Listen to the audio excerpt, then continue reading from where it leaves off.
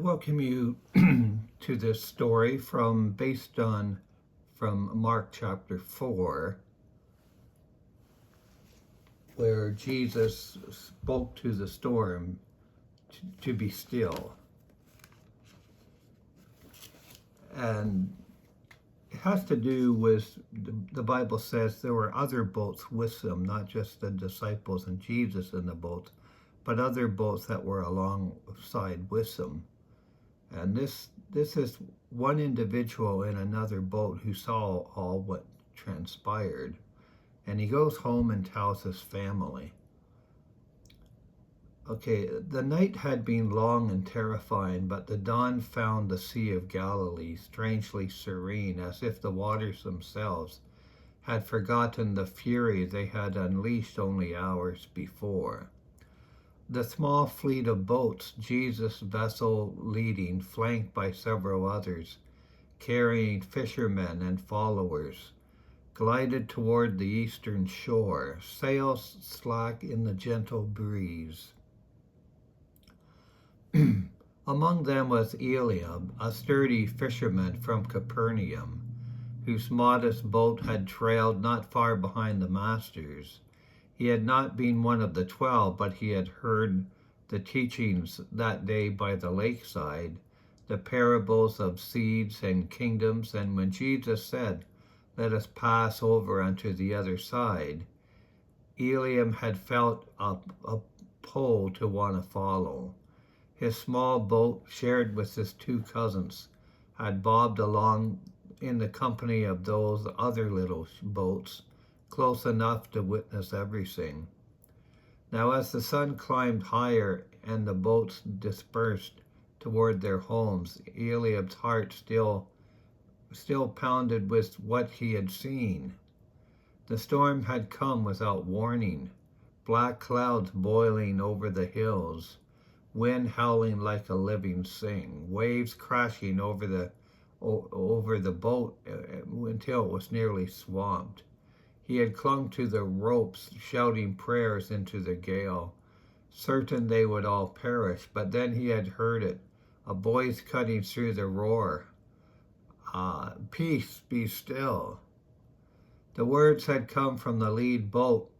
Eliab had glimpsed the figure standing. It was Jesus, arms outstretched, rebuking the wind as one might scold a disobedient child.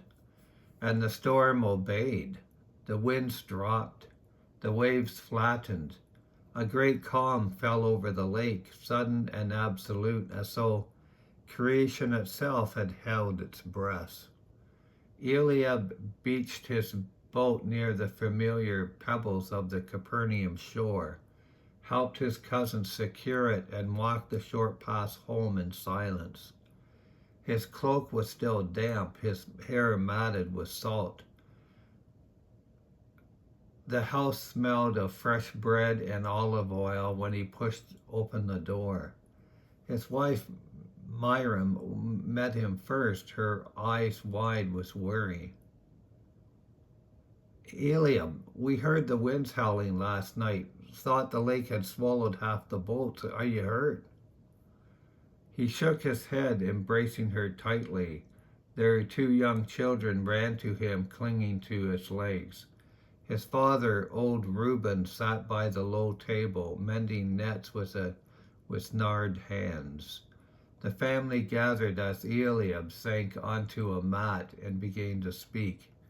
He told them everything, the multitude on the shore, the parables, the crossing at evening, the sudden storm, the fear in the boats, Jesus asleep in the stern, undisturbed until awakened. The cry of the disciples, "Master, don't you care that we're perishing?" And then the command that changed everything. "I saw it with my own eyes," Eliab said quietly. He spoke to the storm. He said, "Peace, be still," and it was still. The wind ceased, the waves became like glass. We were afraid, more afraid after than during, because what type of man is this that even the winds and the sea obey him? The children stared in wonder. Miriam's hand went to her mouth, but Reuben set down his needle, his face darkening. "Oh, come on," he muttered. Are you expecting us to believe that? He spoke to the storm? You're being deceived, boy. What you saw was just a coincidence. The wind shifts on this lake all the time. Sudden calms, sudden squalls. You fishermen always exaggerate. 1 minute raging, the next minute quiet. Nature does that. Eliab opened his mouth to protest, but Reuben waved him off. I've fished these waters for 40 years. I've seen storms die as quickly as they arise. You're letting this teacher from Nazareth fill your head with fancy. He's clever with words, I'll grant you, parables and such, but commanding the wind? That's madness. He stood and gathered his cloak. You need to get your focus back on your career. The nets won't mend themselves. Boats won't sail if you're chasing dreams. Leave the wonder working to priests and prophets, if such things even happen anymore. With that, Reuben strode out, the door banging behind him, leaving a heavy silence. Eliab stared at the floor, cheeks burning. Miriam touched his arm gently. The children had wandered off to play quietly in the corner. When they were alone, Miriam spoke softly. I believe you. He looked up surprised. I heard the storm last night myself, she said, from right here in our home. The shutters rattled, the wind screamed down the alleys. I thought of you on the water and I prayed, then it stopped. So suddenly. One moment chaos, the next nothing. I thought at the time it sure ended pretty quick. Too quick for nature alone, I think.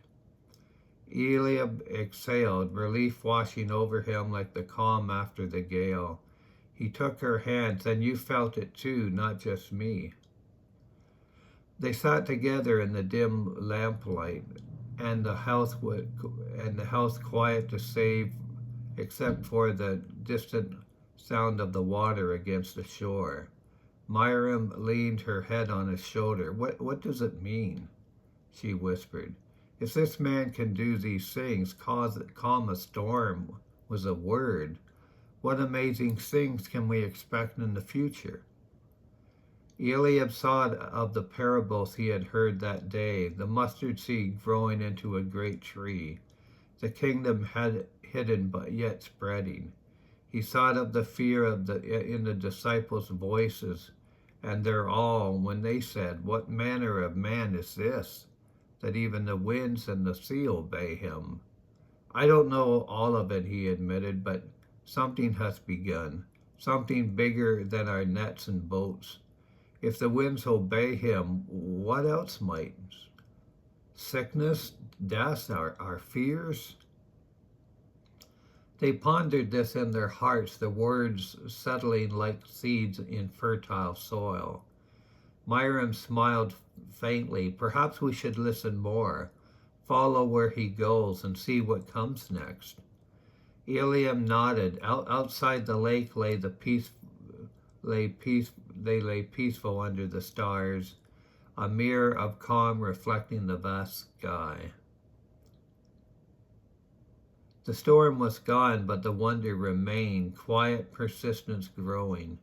In the days that followed, Eliab mended his nets and sailed again, but his thoughts often drifted to that night, to the voice that commanded peace, to the possibility that the world was not as fixed as his father believed.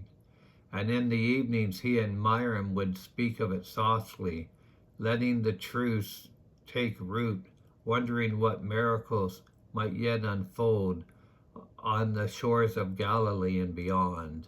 They were committed to want to find out.